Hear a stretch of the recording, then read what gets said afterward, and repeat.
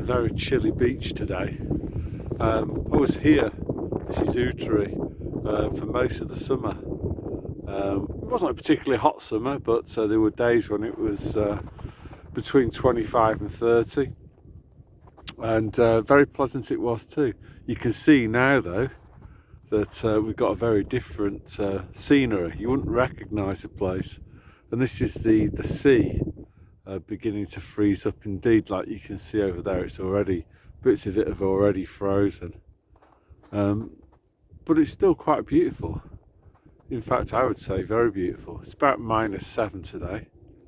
But anyway, I'm not here to talk about that. What I am here to talk about is charity. So, you know, at its most basic, it's charity is a voluntary decision. So it's very different from, say, the government demanding taxes from you. There's no choice there. And then the government deciding to spend your money on so-called good causes. The government deciding what is and what isn't a good cause. So charity then is a voluntary act. Some cross-country skiing trails. Anyway, for those that don't know, I used to work in an independent school, a public school, and they were very keen on charity, or probably the last sort of 7 or 8 years they began to call it philanthropy, because it sounded a bit more sophisticated, you see. So from memory, every half term a charity would come into school. They would do an assembly, and then later on in the week there would be the form tutors, I was one of those as well, would you know, ask for the students to make a charitable donation to the charity that did the presentation in the assembly earlier on in the week. So I worked at this school for 15 years, so you know, I saw quite a lot of these assemblies done by charities, and there were some common features. First of all, they were all run by like posh people, basically people that had been to private schools as well, like posh public schools. So, you know, Giles and Jacinda would rock up, you know, very well dressed with their RP received pronunciation accents, and basically tell the kids about the charity and what they did. And you know, this was you know, for these people, this was their main source of employment. You know, what they did for a living to earn a crust. So presumably they were deciding upon their own salary levels, you know, because these were the people that had set up the charity, that were the head honchos of the charity. So what sort of things did they do? It's quite interesting. A lot of the time they were overseas charities. There was never any charities that dealt with, I don't know, homeless ex-servicemen who were living rough on the streets of Rotherham or anything like that. It was more about, our charity is about raising money to buy bicycles to send out to India. Just like really random, obscure stuff. And that's what Giles and Jacinda would be doing. They would either be out abroad, of course, travelling first class plane travel, because as far as they're concerned, there is no other way to travel. These guys, you know, you'd never find them travelling Ryanair or EasyJet. They've never done anything like that in their life. And yeah, and then the other part of their job would be on the tour circuit. And the tour circuit, as I say, is the top public schools. So they'd be doing similar presentations in, I don't know, Eton, Winchester, Harrow, Charterhouse, places like that. And that, and along with, a lot of the time, they would also be getting money directly from the government. So this is something that maybe a lot of people don't know. I don't know if you remember this charity called Kids Company, and it was run by this like massive, gigantic woman who wore all sorts of colourful clothing. I'll put a picture of her. Her name sounded like Batman Jelly or something. I'll put a photograph up. And basically, she got a lot of her money as well from central government. So these charities, they also get money from you via your taxes, not that you have any say over the charity. And as it turned out, with that kids company, the charity was an absolute disgrace. They were involved in all sorts of dodgy stuff. Again, I'll put some newspaper links to it. So what do I think about these charities then? Well, a lot of the time they're self-serving, completely self-serving. The charity's set up by Giles and Jacinda, who fancy swanning around the world, travelling first class, paying themselves a decent salary, whilst at the same time getting some virtue signalling points. Again, this is a confession from me. Before I wised up, I used to have quite a lot of direct debits with various charities. So Cancer Research, Oxfam, Save the Children.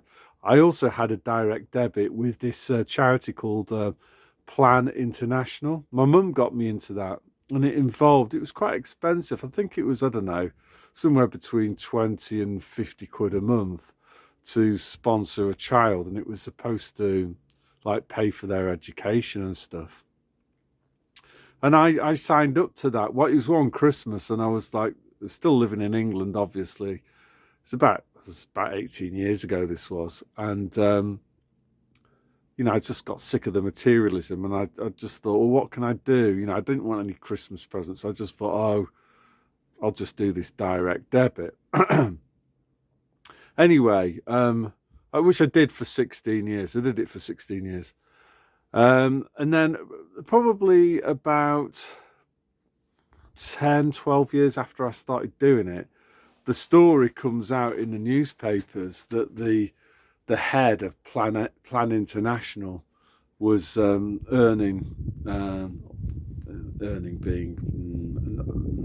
paying herself, that's a better phrase to use, paying herself a salary of like nearly £180,000 a year.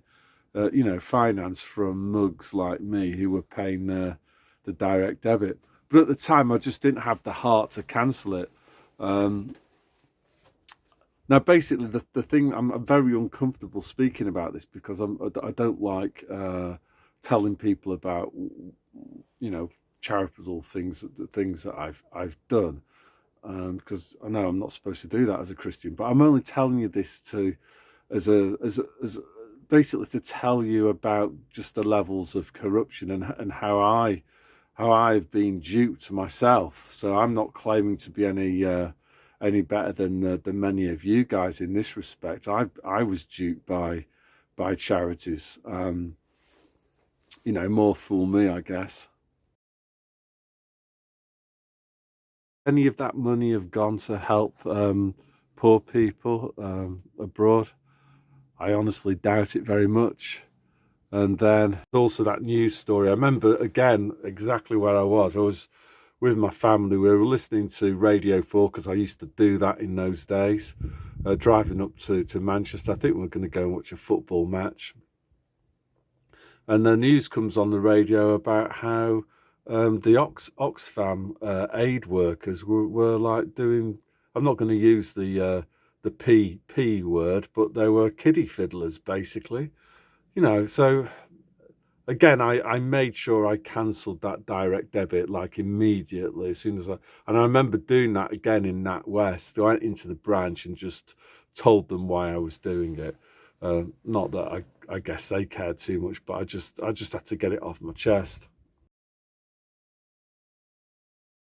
So what else is there to talk about charities? Well, I think there are good forms of charity, and I think the best charities are the small ones that work on a micro scale, decentralized, because it's easier for people to hold the charity to account for its actions and what they do with the donors' money.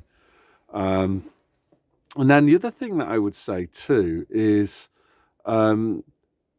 actually individual acts of charity are particularly useful. So Lee was talking, Veritas Vincent was talking about people who got drug problems who are homeless. And I agree, giving money to them direct, is not a great idea, because they're only likely to spend it on drugs and just end up harming themselves some more. However, that doesn't mean that we shouldn't help them in some way. So, why not just go into Tesco when you're in Manchester and go and buy 20 sandwiches and 20 bottles of water and just hand them out to people. I think the answer to that, actually, why more people don't do that sort of thing, is that it's actually time consuming. It's just easier, I guess, for many people to just do a direct debit, and then you've got your conscience clear. But the problem is that the way that these charities work is that they've been corrupted like most other things. So actually your money isn't going to help people in need. It's actually going to be spent by Giles and Jacinda, who want a new 4x4. But as I say, I think that is the solution. The solution is to internalize your charity. Don't outsource it to some big organisation. Just do it yourself. I think that's the solution. And I think we should all be more charitable. The fact that it's not happening, I think, is that people have understood that the big charities have become corrupted. And then the other massive issue is the government. Is that if you think about homeless people, there are still people out there who think, oh well, the government, it's the government's job to provide housing for people, and I pay my taxes, so that's enough. And in many cases, most people's cases, the taxes that people pay now are sky high. Many people are paying 40% income tax, another 10% on top national insurance, 20% VAT, miscellaneous excise duties, council tax, $2,000 a year. There's a lot of people who are short of money because they're being taxed to death. And then, of course, the other tax that's hitting people very hard is the stealth tax of inflation, which is again caused by governments and central banks who engage in reckless money printing. That is, in effect, a tax as well. So, what's my solution to all of this? Well, the first thing is to recognise that we've got a problem at the moment, in that the state is failing to look after people in need. You can't argue that the rich need to pay more taxes when the government's awash with cash as it is. It's just what the government spends that money on. There's always money available for track and trace and for the war machine. If certain people were told that they're going to pay higher taxes, why do people assume that money would go on helping drug addicts and providing them with accommodation and food? Because it just wouldn't. It's completely unrealistic to expect that's the case. The same with the November Hotel Sierra. If you increase the budget, it gets increased every single year, by the way, and I'll put some figures up about that as well. Even if you include the effects of inflation, this is huge real-term increases in government spending on healthcare. So the conclusion here is that the big government model, like you could call it socialism, it doesn't work. It's not been working for a long time. So to suggest that the solution is even bigger government, more authoritarianism, even higher taxes, it's just not the solution. We need to think of something completely different. What did Einstein say? Doing the same thing over and over again and expecting different results is the definition of insanity.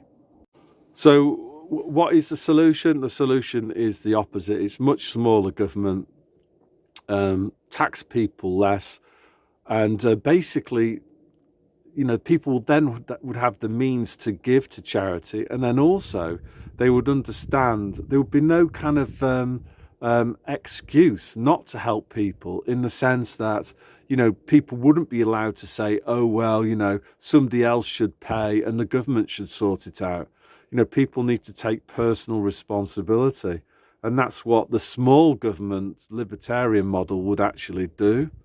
So that's the solution, basically, is that we need to shrink the state, dramatically cut taxation, and then we need to engage in individual acts of charity ourselves. And there's some good examples of that in history. In fact, actually, I saw one last Friday. We were at this. It was this lunch place and it was this big complex that was built by a very rich Swedish family, and this Swedish family provided hospitals, houses, schools, everything for the local people. They were obviously God-fearing people. But that just shows you what true private charity is capable of. Of course, in England, we had the likes of Titus Salt, Joseph Rowntree, the Cadbury in Birmingham. So we need to go back towards that model, I think, because, people might say, oh, Victorian, but what we can see now is record numbers of people sleeping rough on the streets. And that's with the big government model. So it's failing. And that's all I want to say today. So God bless.